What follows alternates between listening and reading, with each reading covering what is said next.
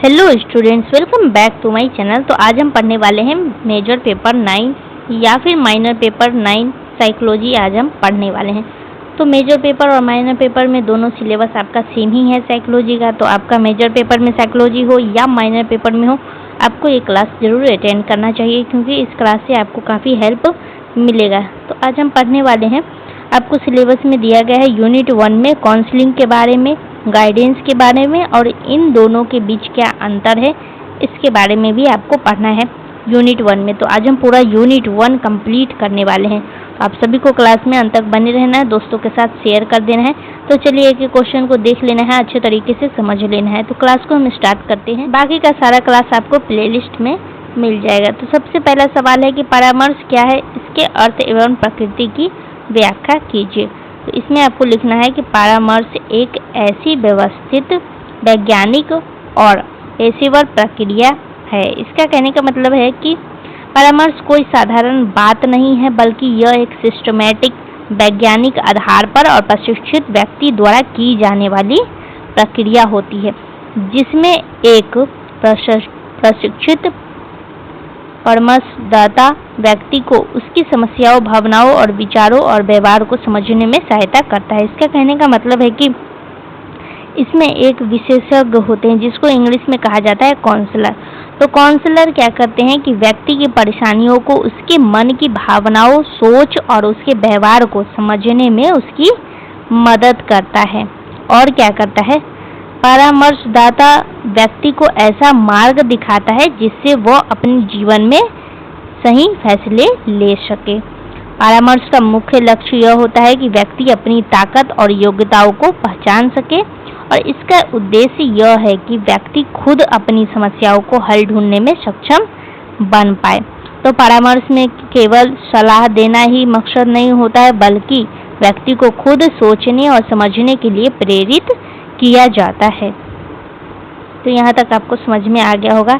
अब हम आगे समझाते हैं आपको। तो परामर्श एक व्यक्तिगत प्रक्रिया है, जिसमें जो भी बातें होती है उन्हें गुप्त रखा जाता है, यानी गोपनीय रखा जाता है। इसमें क्या होता है कि परामर्श सफल तभी होता है जब दोनों के बीच भरोसा हो। तो परामर्श एक बार में खत्म नहीं होता है, बल्कि यह लगातार चलता है और समय के साथ बदलता रहता है। तो परामर्श व्यक्ति की स्थिति और जरूरत के अनुसार अलग अलग तरीके से किया जाता है। तो परामर्श व्यक्ति के विकास में मदद भी करता है, समस्याओं को होने से रोकता है, अगर समस्या हो तो उसका इलाज भी करता है। तो यह व्यक्ति के दिमाग, भावनाओं और समाज में व्यवहार को बेहतर बनाने में मदद करता है। और परामर्श व्यक्ति को खुद पर निर्भर बनाता है, ताकि वो अपने फैसले खुद ले सके। परामर्श एक स्पष्ट लक्ष्य होता है, जिसे पाने के लिए काम किया जाता है। यह व्यक्ति की समस्या को समझ करके उनकी सही समाधान खोजने में सहायता करती है। तो आई होप आपको ये पूरा समझ में आ गया होगा। अब दूसरा है कि परामर्श के उद्देश्य को बताइए। तो ये क्वेश्चन आ सकता है, तो इसको आप VVI करके नोट कर लेंगे। तो इसमें आपको यहाँ पे लिखा गया है, इसका मतलब हम आपको लाइन बाय लाइन समझा रहे हैं।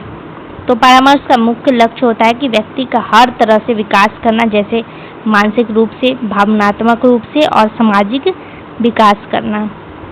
तो सबसे जरूरी काम ये होता है कि व्यक्ति खुद को अच्छे से समझ सके, ताकि वह जान सके कि वह किस चीज़ में अच्छा है, कहाँ कमज़ोर है और उसकी भावनाएं कैसी है। तो परामर्श क्या करता है कि व्यक्ति का आत्मविश्वास बढ़ाता है और उसे मानसिक रूप से मजबूत और शांत बनाता है। तो परामर्श का एक काम यह भी है कि वह तनाव, डर और भावनात्मक परेशानियों को दूर करने में मदद भी करता है। ये क्या करता है, यह व्यक्ति को सही फैसले लेना सिखाता है, और यह लोगों के साथ अच्छे संबंध बनाना और सही तरीके से बात करने में मदद भी करता है। तो परामर्श से पढ़ाई, नौकरी से जुड़ी सही जानकारी और दिशा भी मिलता है, जिससे क्या होता है कि इससे व्यक्ति अपने लिए सही करियर चुन पाता है। तो अंत में हम ये कह सकते हैं कि परामर्श का मकसद व्यक्ति को हर तरह से बेहतर बनाना, जैसे कि सोच के मामले में, भावना के मामले में, और समाज में व्यवहार कैसा हो, नैतिकता में, इन सभी चीज़ में परामर्श क्या करता है, व्यक्ति को बेहतर बनाता है। अब अगला सवाल है, परामर्श की प्रकृति बताइए, यानी विशेषता बताइए इसकी। तो यहाँ पे लिखा गया है कि परामर्श की प्रकृति कई महत्वपूर्ण विशेषताओं से युक्त है। इसका कहने का मतलब है कि परामर्श में कई खास गुण होते हैं जो इसे एक महत्वपूर्ण प्रक्रिया बनाते हैं। तो परामर्श में मुख्य ध्यान व्यक्ति पर होता है। परामर्श में क्या होता है कि पूरा जो ध्यान होता है वो क्लाइंट पे ही होता है, यानी व्यक्ति पे होता है। तो इसमें व्यक्ति की ज़रूरतों और समस्याओं को सबसे पहले रखा जाता है। परामर्श में बातें गुप्त रखी जाती है, तो व्यक्ति की निजी बातें किसी और को नहीं बताई जाती है। यह एक सही तरीका और नियमों के अनुसार किया जाने वाला काम होता है। तो ये साइकोलॉजी के नियमों और सिद्धांतों पर आधारित होता है। परामर्श लगातार चलने वाली प्रक्रिया है। यह एक बार में खत्म नहीं होती है, बल्कि धीरे धीरे समय के साथ आगे बढ़ती है। कई बार परामर्श में सीधी सलाह नहीं दी जाती है। पारदर्शिता सिर्फ रास्ता दिखाता है, तो फैसला लेने की आज़ादी व्यक्ति को ही दी जाती है। यह क्या करता है, यह व्यक्ति का विकास करती है, समस्याओं को होने से रोकती है और अगर समस्या है तो उसे ठीक भी करती है। इसका लक्ष्य होता है कि व्यक्ति के व्यवहार में अच्छा बदलाव लाना है और उसे खुद पर निर्भर बनाना है, यानी सेल्फ डिपेंडेंट बनाना है व्यक्ति को। इसका मुख्य लक्ष्य यही होता है। अब अगला सवाल है कि परामर्श के प्रकारों का वर्णन कीजिए। तो इसमें आपको यहाँ पे दिया गया है लिखने के लिए, ये आप देख लेंगे अच्छे तरीके से, हम आपको समझाते हैं। तो परामर्श अलग अलग प्रकार के होते हैं जो इस बात पर निर्भर करते हैं कि उनका उद्देश्य क्या है और उनका उपयोग कहाँ किया जा रहा है। शैक्षिक परामर्श छात्रों की पढ़ाई, पढ़ने के तरीके और पढ़ाई से जुड़ी समस्याओं में मदद करता है। आगे लिखा गया है, यह छात्रों को सही विषय और भविष्य के करियर का चुनाव करने में मदद भी करता है। और व्यावसायिक परामर्श व्यक्ति को उसकी पसंद और योग्यता के अनुसार सही नौकरी या करियर चुनने में मदद करता है। यहाँ पे लिखा गया है। तो ये क्या करता है, परामर्श व्यक्ति की भावना, परेशानी, तनाव, डर और रिश्तों से जुड़ी समस्याओं को समझने में मदद करता है। तो आपको ये याद रखना है। समूह परामर्श में कई लोगों को एक साथ सलाह दी जाती है। इससे लोग एक दूसरे के अनुभवों से सीखते हैं। इसमें केवल एक व्यक्ति और परामर्शदाता आमने सामने बात करते हैं। इस प्रकार में परामर्शदाता सीधे बताता है कि क्या करना चाहिए। इसमें व्यक्ति खुद अपनी समस्या का हल ढूंढता है, परामर्शदाता सिर्फ मदद करता है। इसमें अलग अलग प्रकार के परामर्श तरीकों को मिलाकर के उपयोग किया जाता है। तो ये पूरा हो चुका है। तो परामर्श में जितना भी सवाल था वो पूरा हो चुका है। अब हम पढ़ने वाले हैं गाइडेंस, यानी मार्गदर्शन। तो मार्गदर्शन में भी 10 क्वेश्चन आपका मार्गदर्शन से है। टोटल इस क्लास में 30 क्वेश्चन होने वाला है। तो मार्गदर्शन क्या है और मार्गदर्शन क्या है, इसके अर्थ एवं प्रकृति की व्याख्या कीजिए। तो इसमें आपको यहाँ पे दिया गया है, नोट डाउन कर लेना है। हम आपको इसका मतलब समझाते हैं कि मार्गदर्शन है क्या। तो मार्गदर्शन एक सही तरीके से चलने वाली और लगातार चलने वाली प्रक्रिया है। इसमें व्यक्ति की पढ़ाई, नौकरी, समाज और निजी जीवन की समस्याओं को हल करने में मदद की जाती है। तो मार्गदर्शन का मुख्य काम होता है व्यक्ति को सही रास्ता दिखाना है। यह व्यक्ति को सही फैसला लेना सिखाती है। और यह क्या करती है, मार्गदर्शन से व्यक्ति अपनी ताकत, पसंद और योग्यता को समझ करके सही चुनाव कर पाता है। तो मार्गदर्शन व्यक्ति का विकास करता है और समस्याओं को होने से रोकता है और उसे परिस्थितियों के साथ ढलने में मदद भी करता है। तो इसमें ध्यान व्यक्ति पर ही दिया जाता है। तो हर व्यक्ति को उसकी ज़रूरत के हिसाब से मदद की जाती है। यह लगातार चलने वाली और बहुत विस्तृत प्रक्रिया है। यह जीवन के हर क्षेत्र में हमारी मदद करती है और यह वैज्ञानिक तरीके पर आधारित होता है। इसमें मनोविज्ञान के नियमों का उपयोग किया जाता है। इसमें व्यक्ति को खुद से फैसले लेने के लिए प्रेरित भी किया जाता है। उस पर कोई फैसला जबरदस्ती नहीं थोपा जाता है। तो यह क्या करता है कि यह मिलकर के काम करने वाली प्रक्रिया है। इसमें मार्गदर्शक और व्यक्ति के बीच भरोसा होना बहुत ही ज़्यादा ज़रूरी होता है। तो विश्वास होना चाहिए। तो आपको समझ में आ गया होगा। मार्गदर्शन के उद्देश्य बताइए। तो आपको इसके उद्देश्य के बारे में जानना है तो कहानी सुनिए बैठकर। तो मार्गदर्शन का मुख्य लक्ष्य होता है कि व्यक्ति का हर तरह से विकास करना है। यह व्यक्ति को खुद से समझने में मदद करता है ताकि वह जान सके कि वह किस चीज़ में अच्छा है, उसे क्या पसंद है और उसकी सीमाएं भी क्या है। तो इसका एक बड़ा उद्देश्य ये होता है कि व्यक्ति सही पढ़ाई और कैरियर चुन सके। तो मार्गदर्शन व्यक्ति को समस्याओं को हल करना सिखाता है और उसे सही फैसले लेने के योग्य भी बनाता है। तो यह क्या करता है, यह व्यक्ति को समाज में अच्छे से रहने और घुलने मिलने में मदद भी करता है और यह व्यक्ति का आत्मविश्वास भी बढ़ाता है। इसकी मदद से व्यक्ति जीवन की परेशानियों को अच्छे से संभाल पाता है। और अंत में हम ये कह सकते हैं कि मार्गदर्शन का मकसद होता है कि व्यक्ति को जिम्मेदार, खुद पर निर्भर और सफल इंसान बनाना होता है। अब अगला सवाल है, मार्गदर्शन के प्रकारों का वर्णन कीजिए।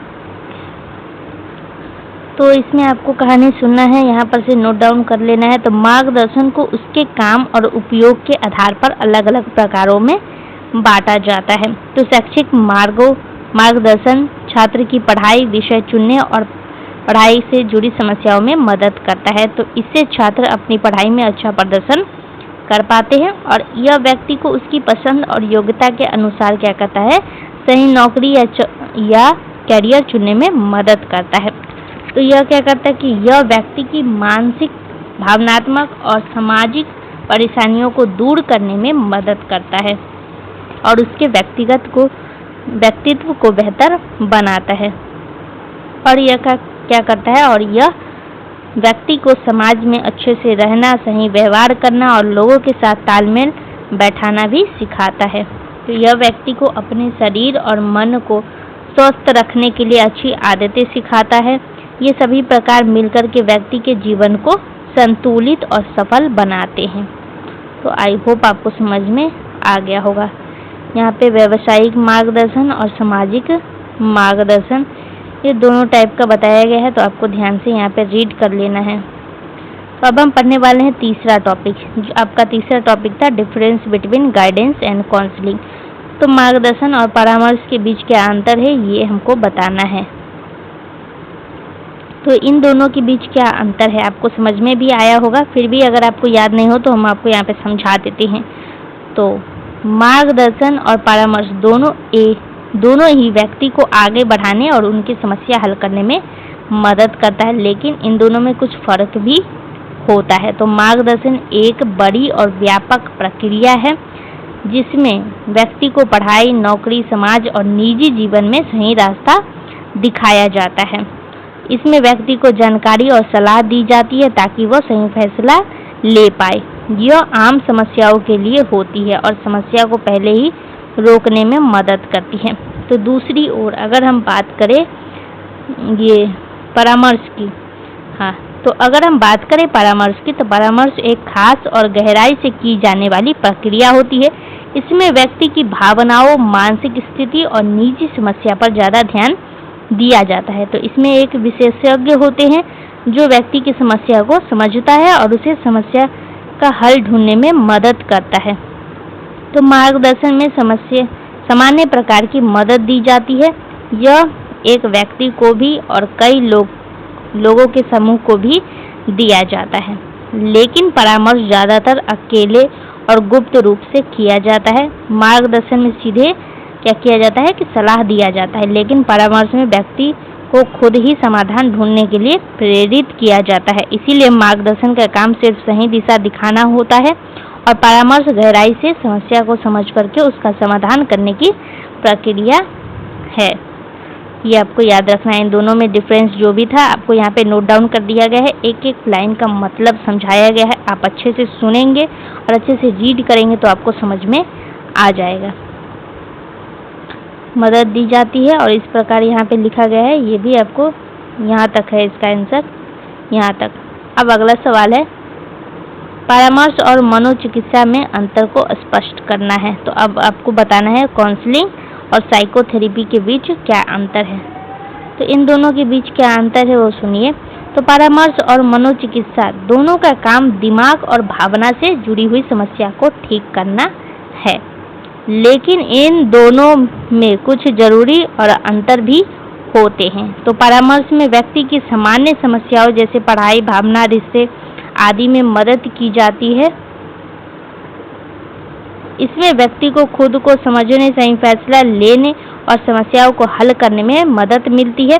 परामर्श आम और कम गंभीर समस्याओं के लिए होता है। तो दूसरी ओर अगर हम बात करें मनोचिकित्सा की, तो यह एक गहरी और इलाज जैसी प्रक्रिया है। यह गंभीर मानसिक बीमारियों जैसी डिप्रेशन, चिंता आदि के इलाज के लिए होता है और इसमें एक विशेषज्ञ होते हैं जो कि लंबे समय तक व्यक्ति का इलाज करता है। तो वो अलग अलग खास तरीके का इस्तेमाल भी करता है और परामर्श रोजमर्रा की समस्याओं पर ध्यान देता है, यानी डेली लाइफ में जो प्रॉब्लम्स आती है उस पर ध्यान देता है परामर्श। जबकि मनोचिकित्सा क्या करते हैं कि मानसिक बीमारियों के इलाज पर ध्यान देती है। तो परामर्श कम समय तक चलता है, जबकि अगर हम बात करें मनोचिकित्सा की तो ये ज़्यादा समय लेता है और थोड़ी कठिन प्रक्रिया होती है। तो अंत में हम ये कह सकते हैं कि दोनों का मकसद व्यक्ति के मानसिक स्वास्थ्य को बेहतर बनाना है, लेकिन दोनों के काम करने का तरीका, उद्देश्य और गंभीरता ये अलग अलग होता है। तो आई होप आपको इस दोनों में अंतर समझ में आ गया होगा। अब अगला सवाल है, मार्गदर्शन और परामर्श में समानता को लिखिए। तो इसमें आपको ये सब लिख लेना है, इसका मतलब हम आपको समझाते हैं। तो मार्गदर्शन और परामर्श दोनों ही व्यक्ति के हर तरह के विकास और उसकी समस्याओं को हल करने में मदद करती है। दोनों का मकसद होता है कि व्यक्ति को खुद पर निर्भर और सफल बनाता है। इसमें व्यक्ति की जरूरत, पसंद और योग्यता का ध्यान रखा जाता है और दोनों के मुख्य ध्यान व्यक्ति पर ही होता है। उनमें भरोसा और बातों को गुप्त रखना बहुत ही ज़्यादा जरूरी होता है और दोनों व्यक्ति को सही फैसले लेने में मदद करती है। दोनों क्या करती है कि व्यक्ति का विकास करती है और समस्याओं को होने से रोकती है और जरूरत पड़ने पर उन्हें ठीक भी करती है। इसीलिए ये दोनों आपस में जुड़े हुए हैं और व्यक्ति के दिमाग, समाज और पढ़ाई से जुड़ी विकास में बहुत ही महत्वपूर्ण काम करती है। तो आई होप आपको ये समझ में आ गया होगा। अब अगला है क्वेश्चन, काउंसलिंग और साइकोथेरेपी की समानता को लिखिए। तो इसको आप स्क्रीनशॉट ले लेंगे और पढ़ लेंगे अच्छे से। अब अगला क्वेश्चन है और आज के इस क्लास का लास्ट क्वेश्चन है, परामर्श, मार्गदर्शन और परामर्श के महत्व का वर्णन कीजिए। तो इसमें आपको यहाँ पे लिखा गया है, फिर हम आपको मतलब समझाते हैं कि आज के समय में मार्गदर्शन और परामर्श दोनों बहुत ही ज़्यादा जरूरी है, क्योंकि आज का जीवन बहुत ही ज़्यादा कठिन और प्रतियोगिता से भरा हुआ होता है। तो मार्गदर्शन व्यक्ति को सही रास्ता दिखाता है और जिससे वह क्या कर सकता है कि पढ़ाई और करियर में सही फैसले ले सकता है। तो परामर्श व्यक्ति की निजी, भावनात्मक और मानसिक परेशानियों को दूर करने में मदद करता है।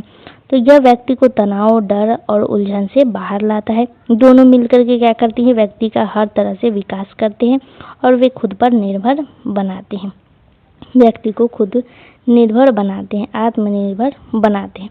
तो ये व्यक्ति का आत्मविश्वास भी बढ़ाते हैं और उसे समाज में अच्छे से रहने और घुलने मिलने में मदद करते हैं। तो आई होप आपको ये पूरा समझ में आ गया होगा। तो आज की इस क्लास को यहीं पे एंड करते हैं। आप सभी का बहुत बहुत धन्यवाद है क्लास को अंत तक देखने के लिए। तो अगले क्लास में हम यूनिट 2 पढ़ेंगे, मेजर पेपर 9 और माइनर पेपर 9 का यूनिट 2 पढ़ने वाले हैं। तो आप सभी का बहुत बहुत धन्यवाद है। दोस्तों के साथ शेयर कर देना है, चैनल को सब्सक्राइब कर देना है।